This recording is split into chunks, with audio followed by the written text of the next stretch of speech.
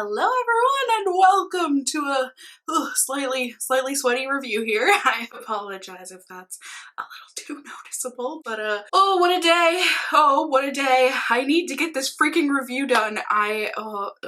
You guys probably don't care about my problems. What you came for and what you care about is this new Naked Reloaded palette. At least I'm assuming that's what you care about if you came to this video.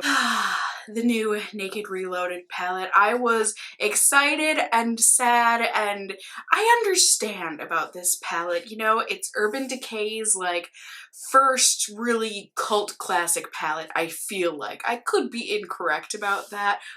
P.S. This was sent to me by Urban Decay for review, just so you know. It's not guaranteed they're getting a review, and it is also certainly not guaranteed they're gonna get a good review. So always gotta throw that out there, full disclosure, but also full disclosure, I'm always gonna be 100% honest with you guys. This palette, like I was saying, pretty sure this was like Urban Decay's first real cult classic hit palette. Just kidding, not the Reloaded palette.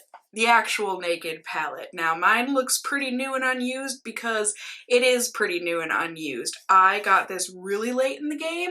I started getting into makeup more around when the Naked 2 palette came out, and that was back when I was a pinch and pennies grad student, so I could only get one, and even that one that I could get I saved up for a long time, and I loved my Naked 2 palette, really did. And then from there on I just kept putting off getting the Naked palette until pretty much they were like, yeah, we're discontinuing it, and I'm like, okay, I guess I'm gonna buy one finally. So I did, and it's beautiful. It's just as beautiful as I ever thought it would be. Gorgeous neutral colors. The formula of this, at least of this shades that I have used, little as that may be, wonderful quality. I mean, Urban Decay shadows really are very nice. They are soft, smooth, silky, blendable, nice and pigmented. They last all day on me with an eyeshadow primer, and for the most part they're just real good. Some of them can be a little unfortunate though. It's just one of those things where it's like, why? How does the saying go? Don't fix what's not broken. Why would I fix something that isn't broken type of a thing, right? This was never broken, but I think the problem Urban Decay kind of was, I mean, first off, they're a brand, so they want to make money, right? And especially once the beauty world really blew up, I'm sure most people, they already own the Naked palette. They don't buy them anymore because everyone already has one. Everyone, you know what I mean? They're like, well, let's get with the times, you know? First off, we can discontinue this so that everyone buys the last of these that we have, and then everyone will want to go and get the new one because new. That's exciting, especially because the shadows they're different. The color scheme is a little different. They are still your nice nudie neutrals, but I absolutely see where Urban Decay was going with this one, in that it is much warmer, and we've got the one peachy color. Like, this is just very on trend to me. I think at the time of the original Naked palette, you can just see the colors are a lot more muted, kind of more dusty looking almost. Still on the warm spectrum, I would say, but a lot more neutral than these are. These are certainly very heavily orange and yellow toned, if you ask me. They also kind of like redid it, which I personally think was a great idea, in that they made the 4 shades on the outside, so the 2 on the left and the 2 on the right, they made these pans bigger than the ones in the middle, because these ones they think are like the ones that will be the most used, so you want more of those. And I would say so. I mean, to me, I personally would use Bucked more than Boundaries, but I mean, it's whatever. Blur is a great one to have that size. Same with Bribe, Barely Baked. I mean, I think that was a really good choice, and just well done, Urban Decay. I think that was awesome. They also made the mirror bigger in this one in comparison to the original Naked palette. This one, it does have a magnetic closure. It's nice and slim. It's got like this padded silk cover to it, which I really like, and I think they're like brown, burnt looking orchids in the background there, and then it's just got a raised gold for the lettering. I really like the packaging. I think it's nice. I like it a lot better than the clunky tin of the Naked 2. the Naked 3, all those palettes. I think this was a really, really nice change overall. Plus it's all the way bendable, you can bend all the way back. And also, I still have to do the math, I apologize, but I will have it up here whether or not this is more of a value in comparison to the original Naked palette, but it certainly is cheaper. It's 10 bucks cheaper, which I was shocked when I looked that up just now and saw that. The Reloaded is only $44 in comparison to $54, which the other Naked palettes are. That being said, I can see that the grams per palette, or not per palette, well yeah, overall, maybe, per pan. The grams per pan are different with these two. So like I said, I'll have to do the math, but here you go. Here you can see what's the better value. But in any case, I think it's great that they made it cheaper because it was always really frustrating with the Naked palettes. Like I feel like these started off at $48 and then as the years went by, it would go up to $50 and then the next year it would go up to $52 and then the next year it would go up to $54, which is where the Naked palettes are at right now. So it's nice to have it be more affordable, even if you do get less in here, whatever. I just think that was a good move on Urban Decay's part. And overall, you guys, my verdict, I really, really like this palette. I think this is a beautiful, gorgeous palette if you are looking to add another neutral palette into your life. Like I said, you will have to like the warm colors in this and you will have to like neutral looks. I mean, you can certainly go from very, very subtle daytime with this to a more like nighttime smokier look, that's for sure. I don't feel like you can go too heavy smoky with this palette. I think that's the one kind of drawback. I wish there would have been like one shade deeper than Endgame because that's the only way you can really smoke this out. But other than that, these are very creamy, very blendable. The only shade I have a gripe with is Dreamweaver, which is such a shame because it is a gorgeous color. It's like this beautiful taupey slate brown color with these silvery gray flecks of glitter in it. It's gorgeous, but it is so chunky.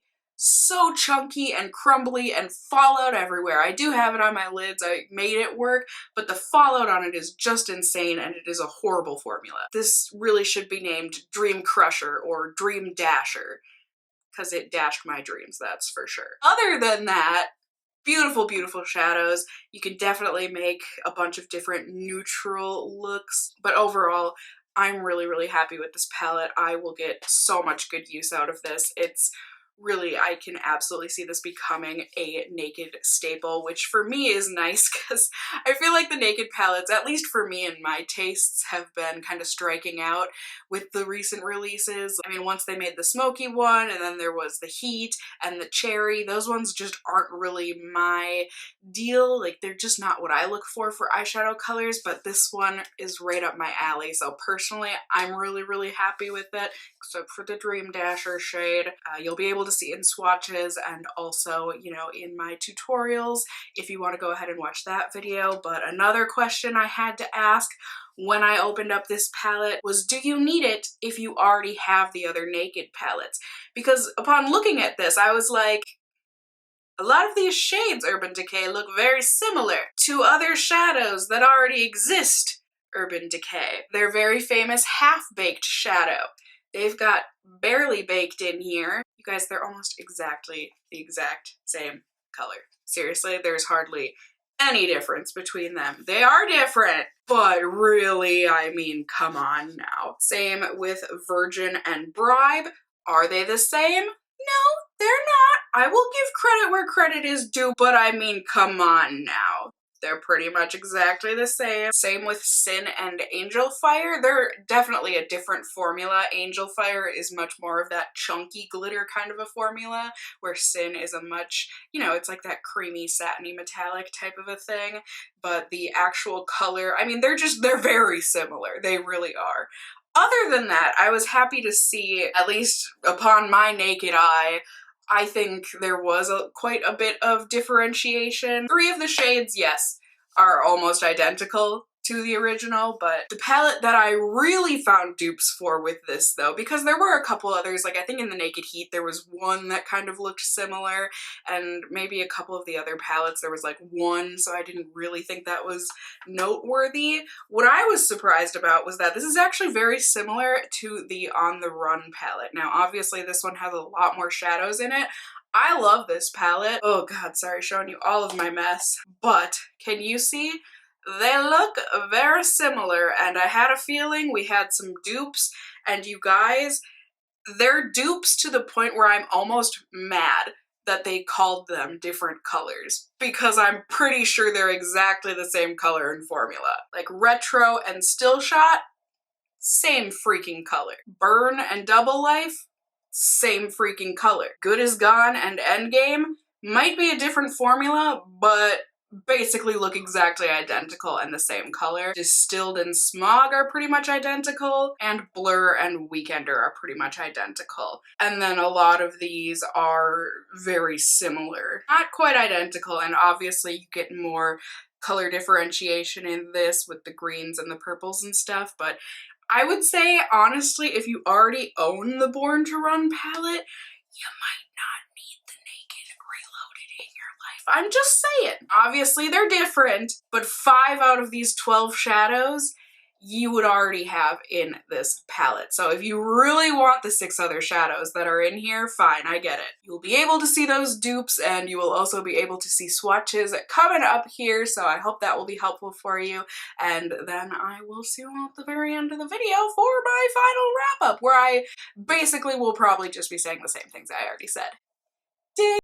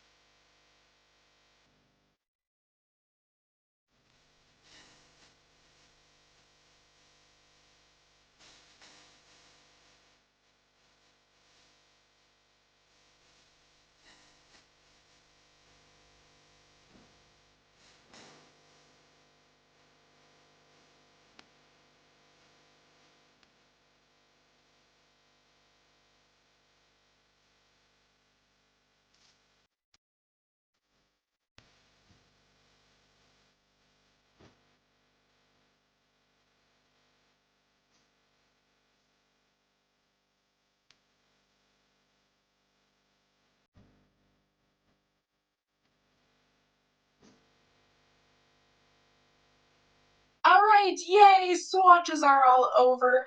I hope this was helpful for you guys in seeing the new Naked palette from Urban Decay, the Reloaded palette. Whether or not you need it, it's definitely going to depend on A, what do you already own, B, what do you like, and C, are you a collector? You know, do you collect the Naked palettes? Some people do.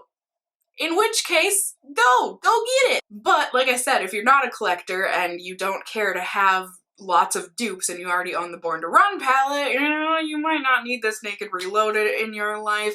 Otherwise, like I said, for the most part, the quality is wonderful except for that one shade. I love that they made it cheaper. I love that they made the packaging really non-bulky and travel friendly. I love that they differentiated the pan sizes on those 4 out of the 12 shades, and just overall, I think this was a really good move for Urban Decay as a whole for this palette, and I hope the palettes in this Naked collection and just in general from Urban Decay kind of take note. I think they did a really, really good job with this palette. I'm very grateful that they sent it to me.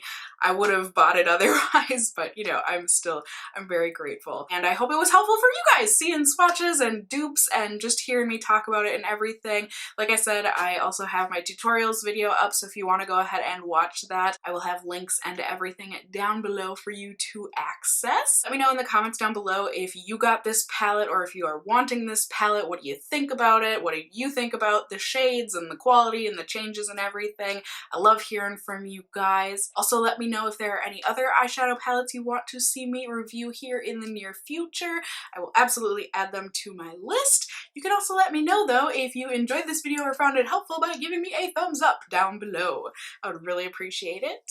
And if you are new here, hey, hi, hello, how are you? You can go ahead and subscribe, hit that notification bell. You can become a member of my casserole family here on my channel. I'd love to have you here. And as always, I just hope you guys are all doing well. And until next time, just stay well until then. Bye!